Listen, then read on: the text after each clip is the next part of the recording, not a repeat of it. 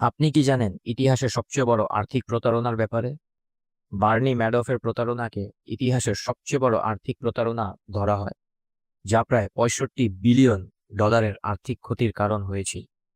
1960-এর দশকে তিনি একটি ইনভেস্টমেন্ট ফার্ম শুরু করেন। পরে তিনি তার ইনভেস্টমেন্ট ফার্মের মাধ্যমে একটি পঞ্জি স্কিম চালান। এই স্কিমে তিনি নতুন বিনিয়োগকারীদের টাকা ব্যবহার করে পুরনো বিনিয়োগকারীদের মুনাফা পরিশোধ করতেন, যদিও কোনো প্রকৃত বিনিয়োগ বা লাভ অর্জন করা হতো না। ধীরে ধীরে তিনি ধনী ব্যক্তি, বড় ব্যবসায়ী, চ্যারিটি প্রতিষ্ঠান, এমনকি ব্যাংক পর্যন্তকে প্রতারণার ফাঁদে ফেলেন। তার দাবি ছিল বিনিয়োগে নিয়মিত ও স্থিতিশীল প্রায় 10 থেকে 12% রিটার্ন পাওয়া যাবে, যা বাস্তবে ছিল অসম্ভব। ম্যাডফের স্কিমটি প্রায় 65 বিলিয়ন মার্কিন ডলার মূল্যের ছিল, যা এটিকে ইতিহাসের সবচেয়ে বড় পঞ্জি স্কিমে পরিণত করে। অবশেষে 2008 সালে তিনি তার ছেলেদের কাছে প্রতারণার কথা স্বীকার করেন, যারা পরে কর্তৃপক্ষকে জানায়, এবং 2009 সালে ম্যাডফকে গ্রেপ্তার করা হয়।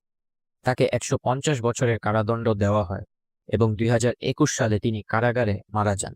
আর এভাবেই বার্নি ম্যাডফের এই প্রতারণা ইতিহাসের সবচেয়ে বড় আর্থিক প্রতারণা হয়ে আছে।